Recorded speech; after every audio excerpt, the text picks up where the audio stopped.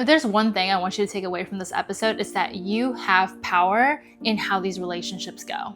I remember having the thoughts of wanting to end my life in order to hurt my mom. You're listening to the Soul Whispers podcast. This is your guide to break out of your fears, follow the path that lights you up, and come home to yourself. I'm your host, certified life coach and soul whisperer, Jen Sway. Before we begin, know that wherever you are in your journey, you can trust yourself. You're being divinely guided, and your life is meaningful. Now, let's start the show. Hello, friends, and welcome back to the Soul Whispers podcast. It is season 2, and we are talking all about relationships. If you're new here, welcome. I'm Jen, and these are our little fur babies that are with us. We have Clea, who is my kitty, who's been with me for the last 7 years. And then here we have Bella, who is actually a little guest in the first episode of the season. And she is my partner's family's dog. We're just dog sitting for them for the week. So she'll also be here with us today. This is so fun to start off this way, and if you're just listening into the podcast instead of watching the YouTube version or the video on Spotify, just know that there's a lot of cuteness and love here today. So I love that the whole family is here because that's what this whole episode's going to be about, is your relationship with your family, how to have a good relationship with your family. But really, I want to distill this down to one thing that may be a little triggering, because we're talking about family trauma. And really, how do you have a good relationship with your family if there has been a lot of trauma that was created from that? Being Asian myself and having helped a lot of people of color, especially other Asians, have better relationships with themselves, their race, accepting their ethnicity, but also helping them deal with the challenges that come with being a child of immigrant parents and the pressures and expectations that are there, and dealing with the stresses of living with your parents still, even though you're an adult, you want to be independent, but it's part of the culture to live with your family, or you're saving money and you have that option, but it might not be the greatest for your mental health. Having family that even as an adult, you still have all these expectations and pressures put on you and have to deal with constant criticisms and judgments and disapproving looks, all this stuff. I've known it, I've seen it, I've experienced it, and so let's unpack all of this. If there's one thing I want you to take away from this episode, it's that you have power in how these relationships go. You are not doomed to forever be the child in the family, even if your parents want to treat you as such. You are not doomed to have a bad relationship with your sibling because you were always compared to them. And for the love of Confucius himself, you are not obligated to follow any laws and rules of filial piety simply because your culture says that you should. Now, am I just way too Americanized that I don't have any respect for family and tradition and culture? No, obviously not. The thing is, in the pursuit of you becoming your most aligned self and you having the life that brings you the most happiness, peace, joy, and purpose, fulfillment in your life, you do not have to throw away your entire culture, nor do you have to take every single aspect of it. The beauty of this life and of coming to whatever truths that you come to is that you have the freedom, the flexibility, the power to choose how you're going to act, where your values are placed, and how you want to express yourself through those values. And when you look at things like filial piety, which is this belief that you need to respect your elders and your ancestors, respect their wishes, do what they want, that they know better.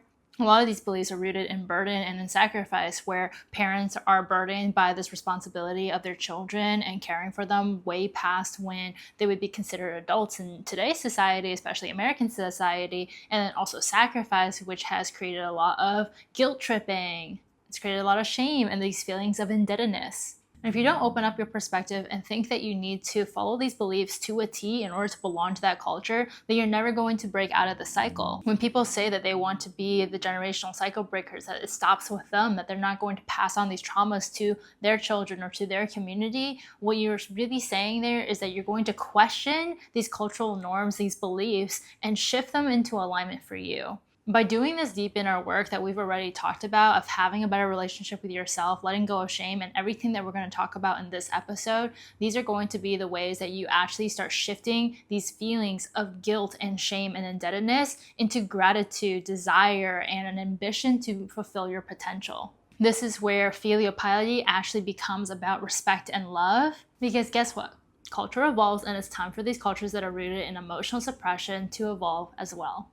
You need to learn how to validate your own experiences first before you start trying to change your relationship with your family, especially within parents and having difficult relationships with one or both of your parents.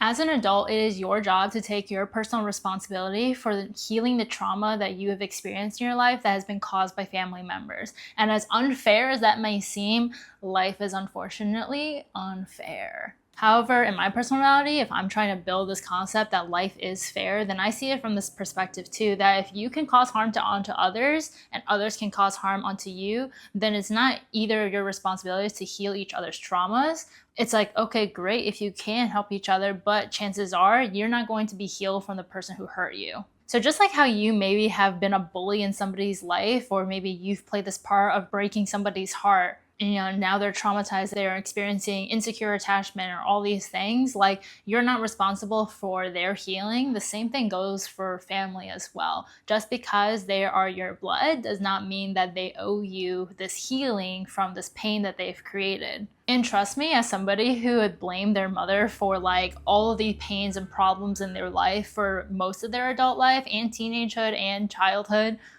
this was a really hard pill for me to swallow.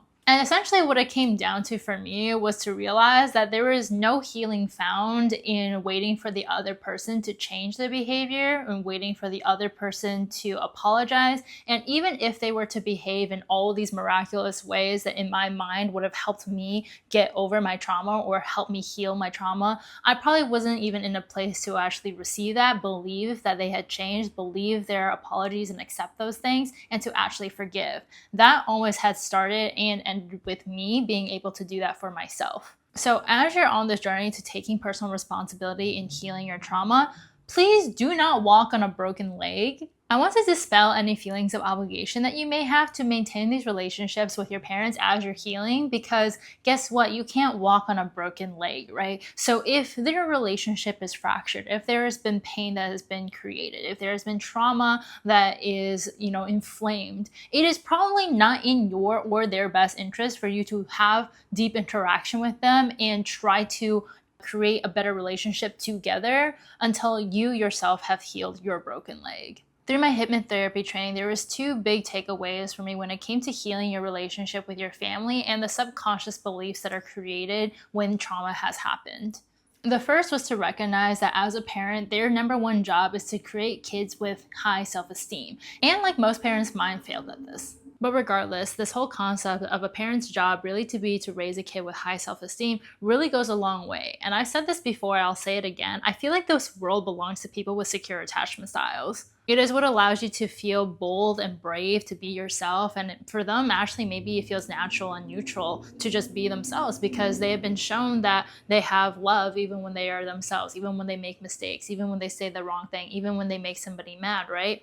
Versus people with insecure attachments or avoidant attachments who become hyper independent, who can't find connection, who end up feeling lonely or feel isolated or feel afraid to build connection.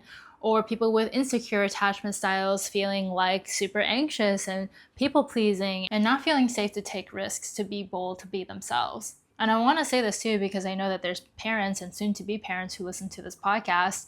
If you raise a kid with high self-esteem, then they're going to be able to have the self-belief in themselves to create the resources that they need to create to overcome failure and to have the resiliency that's needed to move through life successfully. It's not your job to open every single path for them, and it's not your job to make sure that they take every single hardship as independently as possible. There is a temperance, a harmony that's needed in parenting that is an art that I cannot speak to because I'm not a parent. However, what I can say is that the way that you speak to yourself, the way you speak to your child, the way you speak to your partner is going to say volumes as far as showing your own self-concept, as far as what are your beliefs about yourself, what are your beliefs about others, and what is your belief about the world. And if those beliefs are rooted in ideas that you are not worthy, that you're not good enough, that other people are not good enough for you, that other people are stupid, that the world is unsafe, that it's hard out there, then it's not going to raise a kid with high self-esteem. And if you want to know how to raise your self-esteem, then go back and listen to episodes 102 and 103 that talk all about de-shaming and de-shooting yourself to have a better relationship with yourself. I also have countless episodes in the past that talk about perfectionism. And I will say, if you're the type that has listened to all these podcast episodes, have been in therapy, to read all these books, and you're still struggling with these things, then it's time to hire one-on-one help. At the time I'm recording, at the end of June, I have 4 spots open for my one-on-one coaching program that only opens up twice a year. And the 6-month one-on-one is really to go deep into your own evolution, to actually integrate the knowledge that you will probably already have, the intuitions that you already know, but to actually do something about it. It's a great space for you to come home to every single week, where you're not in the noise of, oh, this is what you should do, and here's all these ideas, and here's more things on your plate, and here's more knowledge. It's actually about implementing and integrating this knowledge so that you can have the wisdom that comes from it. More knowledge does not mean that you are more wise. Wisdom shows through in your own experiences and the decisions that you make. And if you keep making the same decisions, if you keep sabotaging yourself, if you keep talking down on yourself, even though you know you shouldn't, even though you know that you don't need to make your parents happy, that it's not your job, that you don't care about what they think, but you're still acting from that place, you're still seeing these traumas come through, that you haven't actually integrated the knowledge and transmuted it into wisdom in which you can grow from. That's what the 6-month one-on-one program is all about, using the skills and tools from life coaching, from hypnotherapy, as well as spiritual guidance, so that you can holistically transform your life and actually experience the day-to-day peace, purpose, and power that you know that you can experience in your life. The applications for this round is open now, and it's open through July 5th. And we start the next week on that week of July 8th. We're going to be done before Christmas. One of my favorite additions to the 6-month program that I have, that's not just the hypnotherapy that's now included, but also you're going to get a free ticket to come to the Soul Whispers retreat that's happening in Joshua Tree in the end of December. This is going to be a great way for you to meet other like-minded people who are on a similar path and on a similar journey to you, while going even deeper into your evolution and reaching higher heights, opening your perspective to new ways of being, and feeling that in-person connection that just can't be replaced. All the details are going to be down below, and you can find it on my website as well at jensui.com/one-on-one. That's JENCUI.com/1, the number 1, on, O-N, and then the number 1 again. You can find the link in the description box, and I hope to see your application soon. So when it comes to self-esteem and how I got to the place where I am now, to have high self-esteem in myself, to believe in myself, to know I'm worthy and deserving of love, to know that I'm a good person, and not to mention feeling more myself and happier than ever every single year that I'm in this, the most supportive thing that I've been able to do for myself is hypnotherapy. And I just cannot overemphasize this, because yes, like things like having a great friendship circle and community that has always been really helpful to help me get through the ups and downs of it, having loving partnerships and romantic partners throughout my adult life, that has also been really helpful in grounding myself. But the biggest thing for me that has actually helped me transform this relationship, especially with my mom, has been through hypnotherapy. Because when I recognized that it was a parent's job to raise a kid with high self-esteem, and you hear so much in therapy how you need to reparent yourself on whatever, right? Like you hear about all these concepts. It's like, how do you actually do that? It's really hard to do from just a conscious level, because you forget, right? You forget that, oh, like you're beating yourself up mentally, and then you're like, well, you shouldn't be doing that, and then you're shooting yourself, right? Or you're beating yourself up and you don't even realize it, or you're talking down to yourself and you're just so used to it, and you're just like, oh, I don't actually mean that, but it slips out of your mouth, right? Where you're like, oh, I'm such an idiot, or I'm so stupid, or like, oh, I'm so dumb, right? And you get mad at yourself for these little things. Maybe you drop your phone, or you forget your wallet at home, or whatever, and you get so mad at yourself, and like in your conscious mind, you're like, oh, but I don't actually think those things about myself. Guess what? I'm here to break the news to you. You do. You do, because it's in your subconscious, because it's coming out of your mouth. And this is also a hard pill to swallow, because I know for myself that would have been really difficult to hear in the past, when I was like, no, but I do all this work on myself, but I read all these books. Of course, I know that that's not true. But the thing is, does it feel true to you, right? Does it feel convicted to you? Does it feel like natural to you? Because if it feels natural, if it feels neutral, if it doesn't viscerally make you go, ooh, like that's hurtful, or ooh, that's mean to say, like if someone were to bully your best friend, right, and you're like, hey, wait, that's not cool, right? If you don't feel that response, then it is actually baked into your subconscious. Because like we've said before on this podcast, what I say to all my clients, what I've said so much, is that when a belief is true to you, it feels as neutral to you as the sky is blue. And so often when you are actually saying these small little hurtful jabs at yourself, where you're saying, oh, you don't actually believe that, it feels neutral to you. when you heal these underlying beliefs that you are not good enough, that you are not worthy, that you're different somehow, that what you want is not available to you, like when you heal these beliefs that were created from having low self-esteem as a child and all of these little things that maybe parents did or friends did or classmates did, when you heal those beliefs from a subconscious level and your subconscious actually can absorb these new beliefs that you are intelligent, that you are enough, that you are not different from everyone else, that you're just as good, that you're just as talented, that you're just as gifted, and you can feel safe enough to be yourself, that you can allow yourself to be confident. When you actually root those beliefs into your subconscious, those things go away. You will not catch me ever being like, oh, I'm so stupid, or oh, I'm so dumb. I literally don't do that anymore. And if I do something that's a little off or a little quirky, I'm always like, oh, that was silly. And I'm smiling and I'm laughing at myself because it's not so serious, because I have a good relationship with myself.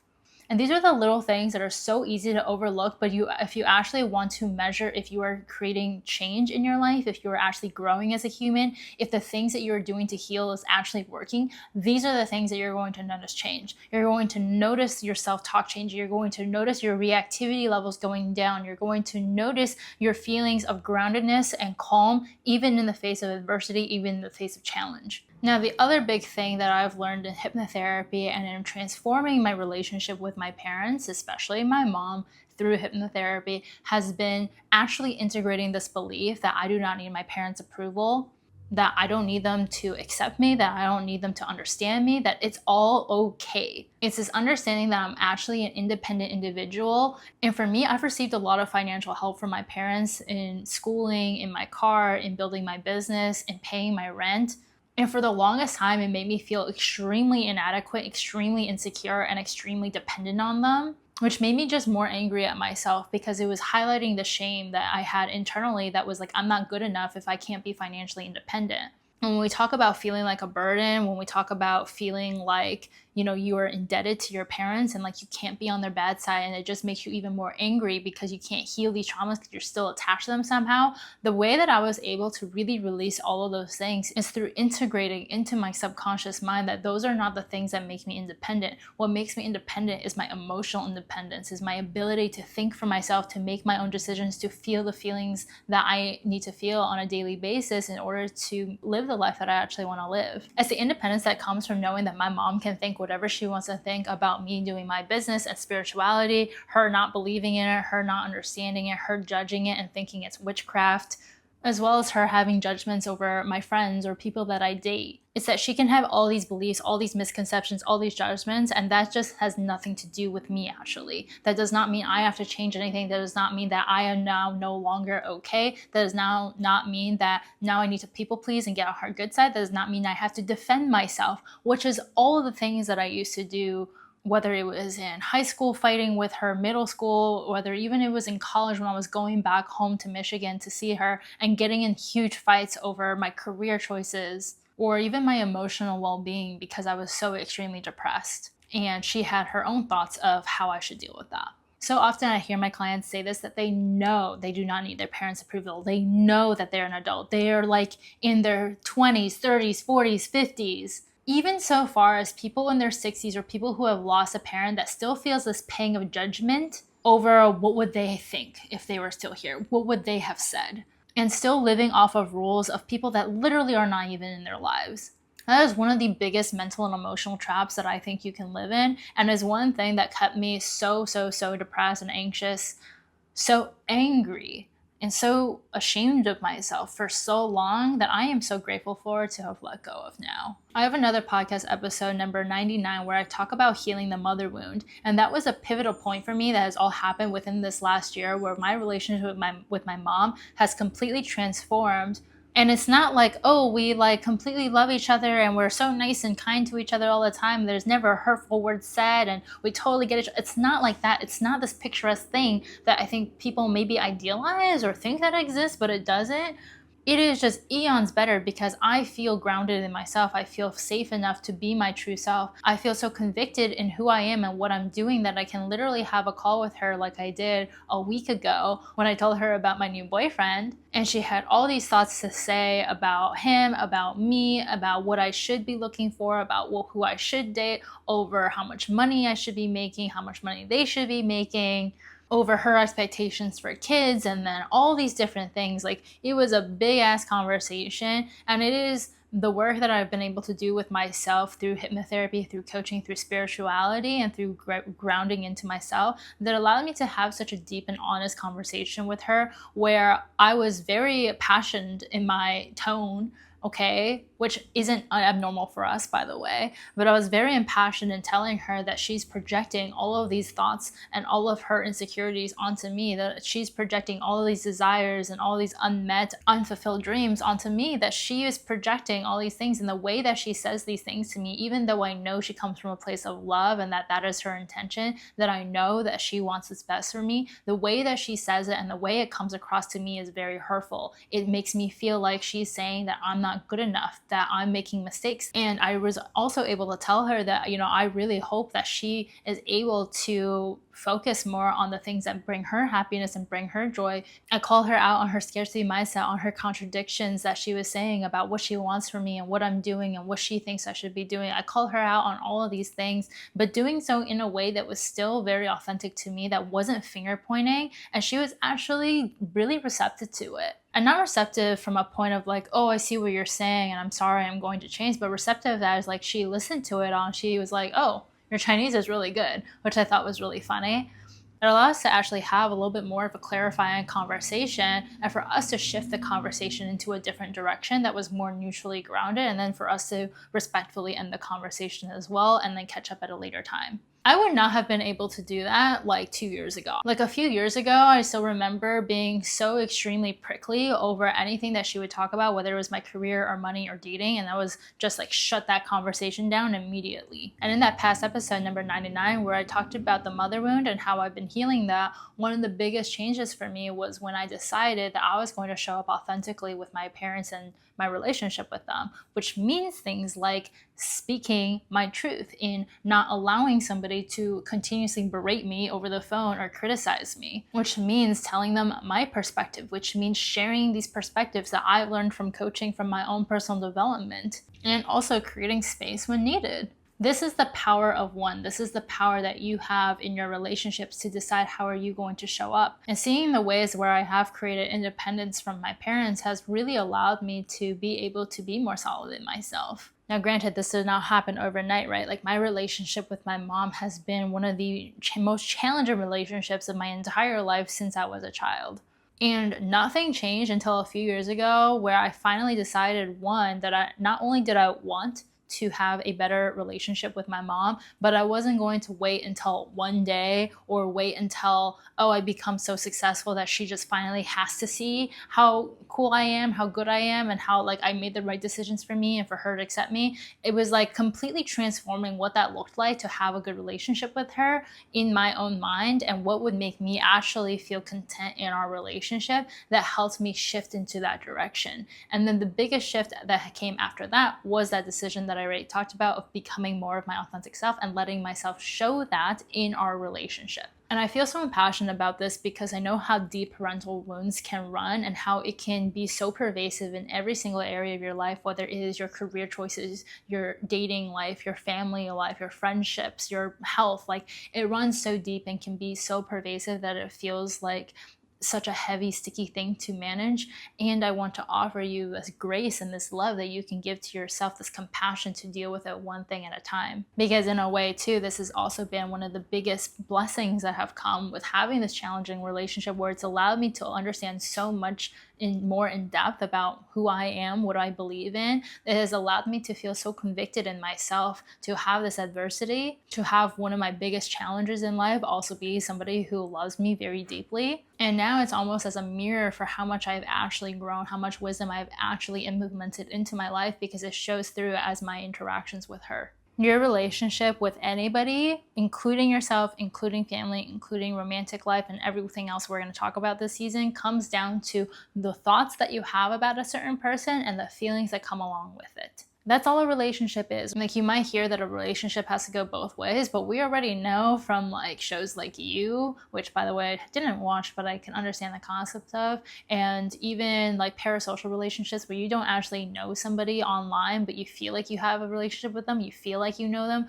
We already know that relationships live in the mind, right? Like, that is literally the proof. It doesn't have to go both ways. Somebody does not have to know you in order for you to feel like you know them, for you to feel like you're in a relationship with them. It's why fangirls can have all of this love for Harry Styles even though they've never known them. It's why incels can feel so convicted that women have done so much wrong to them that they feel so convicted to go kill other women because they feel like they have neglected them. And it's also why you can feel so much anger, shame, guilt, and pressure over a family member who may or may not even be in your life, but you feel that because in your mind there is a relationship that exists about what their beliefs are about you, what you think that they feel and believe about you, and then there's what you think and believe about them, as well as how you feel about them.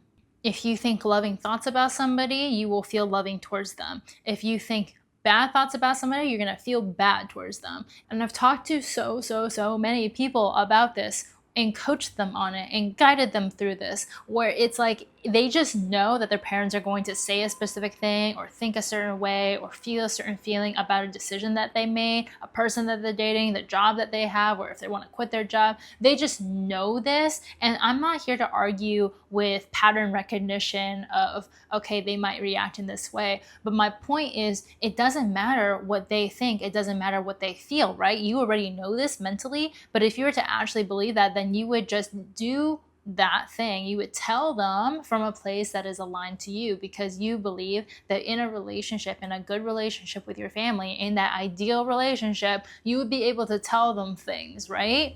And then it always goes with, yeah, I would want to tell them things and for them to be happy about it. Well, guess what? You're not in control of that second part. You're only in control of whether or not you tell them. So in your head, if you feel like you can have a good enough relationship with them where you can tell them what you're doing, you can tell them who you're dating, you can tell them about your job, you can tell them about your day, and how they're going to react is not going to change your feelings about what you're doing and change your thoughts about if you're doing something right or wrong, then go ahead and tell them, right? Then it's about you giving them the opportunity to show you who they are. It's giving them the opportunity to meet you where you're at, and also giving yourself the opportunity to actually build that relationship, because there is no way for your relationship with your parent to grow unless you're triggered, they're triggered, right? That is how you actually see the growth happen. Because if you are convicted, let's say you're dating somebody that traditionally your parents would not accept, and you want to tell them, you want them at your wedding, right? You telling them is not a test of whether they are going to approve or not and whether they have grown. It is a test for you to actually see how you have grown in being convicted in your choices, and then letting them meet you where you're at based off of how they respond, right? Because however they react or respond is how you are going to now be able to have this data and information of how you're going to respond now, again, being the type of person that you are now. Knowing that you're not the same person who was, when you were 18 or when you were 16 or when you were 8, like living under their roof and absorbing all of their beliefs and their traumas and their feelings. Now you are a completely different person, so you get to show that. And again, I want to remind you of what I said from the very beginning. Do not walk on a broken leg. Do not test this unless you are coming at it from a place of a calm nervous system and having these tools, these support systems for you to ground yourself into. The last thing I want is for you to try to heal your relationship with your parents with this really great nature and like intention, and then go into a tailspin for the next month because they said something that triggered you and you weren't ready for that. I also wouldn't test this with the most sensitive thing, right? I wouldn't approach trying to build a better relationship with a parent that has a very strict belief on dating, for example, with, hey, I'm dating this like super out there person, or hey, I'm gay, that's not necessarily what I would suggest testing it with immediately, unless you feel convicted in that, right? And if you do, that's amazing. Do it. But it's about finding these small ways where you can feel safer to show yourself and be yourself in these relationships that you actually want to prioritize in your life. And by the way, it's also okay if you don't. It's also okay if you don't want to prioritize building a better relationship with your parent, whether it's forever or for right now in this phase. You can choose that on a month-to-month basis, on a year-to-year basis. There is nothing that's ever set in stone. The last thing I want to say about this is a note on forgiveness. And if you've ever held out for an apology, or you feel convicted in getting some type of revenge on a family member for the way that they have made you feel, for the trauma that they've created, if you are wishing ill will on family members, there's a lot to say there. But I want to start with your feelings are valid. Okay, your feelings of anger, of frustration, of sadness, of despair, of grief, of loss, of bitterness, like everything that you feel is completely valid. And I want to offer you that permission to feel those things in depth without guilt, without shame, because you're allowed to feel how you feel. That, and also when you get to this place of having felt those feelings, also recognize that just because your feelings are valid does not mean all your actions are, that all your actions are justified, or that your thoughts are accurate either. And just like how your beliefs can change from when you're a kid to when you're an adult after you have certain experiences, just like how your priorities can shift, your beliefs can also change, your story can change, the lens in which you see a family member can also change over time, over healing, over different circumstances happening. And for example, just because somebody cut you off in traffic and you feel angry doesn't justify you go shooting them in the face, right? Like, not every single action is justified just because of your feeling. I remember having a client who was so angry with their parents and all the trauma that was created from, cultural trauma, from generational trauma, and then also from whatever specific traumas that they had experienced, that they wished their parents dead. They would be happy with that outcome. They wanted that outcome. They were so angry with that. I remember for myself when I was deeply depressed and so much pain and it was very suicidal, I remember having the thoughts of wanting to end my life in order to hurt my mom, in order to show her, like how much she hurt me, in order for her to see how much pain that I was in. And for myself, obviously I am very happy that I didn't follow through on those actions, even though I felt all this pain, and all that pain is valid. And at the time, those stories were so targeted towards she's the one who made me feel this way. I have so much blame and I have so much hatred towards her.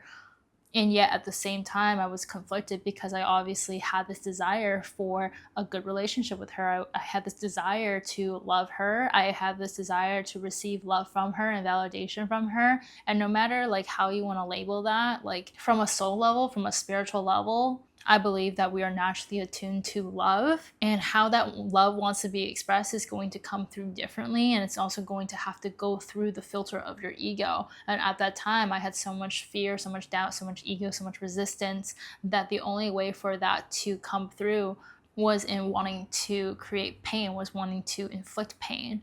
I've been able to calm down so much of that filter to actually hear the whispers of my intuition, to actually feel into my soul and actually feel these emotions that my soul has always been guiding me towards, this authenticity that I've been guided towards, in which now I can see so much more clear that in order to express that virtue of love through the value of family into the vision that it is today, it's through things like advocating for myself and speaking up, speaking my truth, while also maintaining this communication with her and trying it out, right? Maybe in 10 years from now, that's going to look different. In fact, it probably will.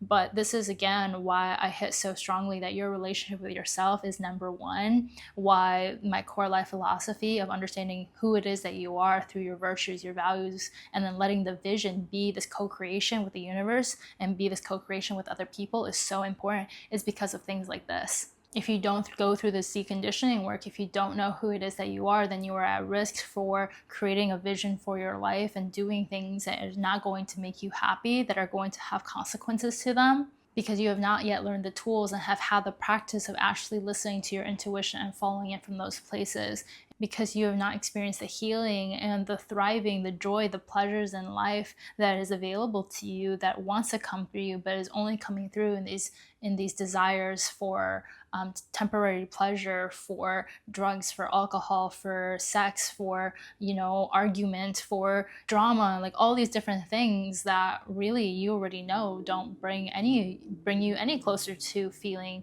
more fulfilled in your life. And when it comes to the concept of forgiveness, especially forgiving family members for pain, as cliche as it sounds, that forgiveness is for yourself and it's not for the other person, it's a cliche because it's true.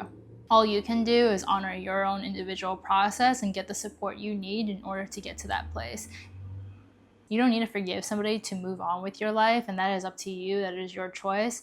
However, forgiveness really exists for the people that you want to continue having in your life. And if you've already decided that for people like your family that you want to continue having a relationship with those people, then eventually at some point you will need to come to this place of doing this work to forgive, to let go of the past, and to root into your present and start looking towards the future you want to build. That's everything for this episode. And if you found it helpful, I would really appreciate it if you were to rate this podcast on whatever platform you are listening onto. Share it with a friend, talk about it on social media. The more we have people talking about these concepts and these perspectives, the more we actually help the society evolve in a direction with much more emotional maturity and spiritual wisdom, so that we can find much more peace and balance in our lives as well as in our society. If you want to go deeper into this work with yourself and work with me one-on-one, then you already know that the 6-month one-on-one coaching is available now. Applications close on July 5th.